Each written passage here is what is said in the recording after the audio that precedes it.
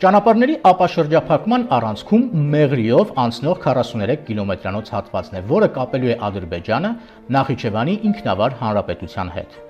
Մեղրիով անցնող այս ճանապարհը դիտարկվում է երկու մեծ նախագծերի շրջանակում։ Առաջինը չինական տարբերակն է, որը սկիզբ է առնում Չինաստանից եւ անցնելով 9243 կիլոմետր հասնում է մինչեւ Եվրոպա։ Չինաստանից դեպի Եվրոպա ճանապարհը շրջանցում է Ադրբեջանն ու Թուրքիան։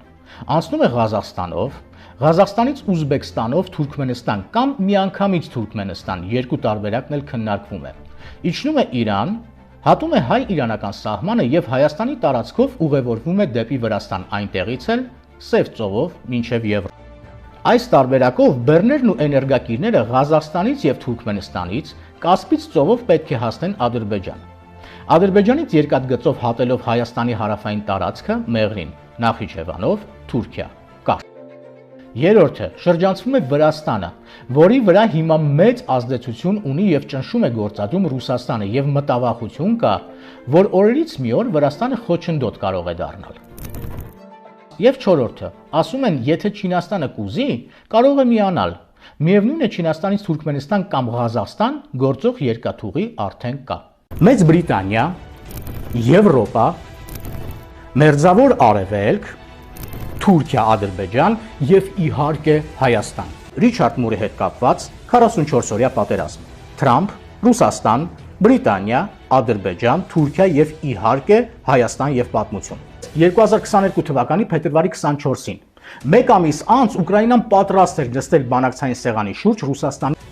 Ասում եք Հայաստանի մասին քիչ եմ խոսում։ Ասեմ Հայաստանի մասին, սրա մասին խոսում են բոլորը։ Բայց ինչից է գալիս այդ ճնշումները, ովքեր են ճնշում, ինչ են ուզում, վերջի վերջո, սա է կարևոր հասկանալը։ Առաջ եկավ Իսրայելը իր ժամանակակից զենքով։ Իսրայելին Արցախը հետաքրքիր չէ։ Իսրայելին հետաքրքրում է Իրանը եւ իսրայելական ուժերի ներկայությունը մեր տարածաշրջանում, որը նա ստացավ։ Թուրքիան, դե սա պարզ է։ Պակիստանը, սա էլ է պարզ։ Պարզ է այն պատճառով, որ Պակիստանը աշխարհում միակ երկիրն է, որը մինչ օրս չի ճանաչում Հայաստանի անկախ հանրապետությունը, եւ Ռուսաստանը։ Եվ հենց այս պահի դրությամբ իսրայելական ռազմաբազաներ գտնվում են Ադրբեջանի տարածքում եւ ամենօրյա ռեժիմով սպառնում են հարվածել Իրանի տարածքին։ Մեծ Բրիտանիա, Եվրոպա, Մերձավոր Արևելք, Թուրքիա, Ադրբեջան եւ իհարկե Հայաստան։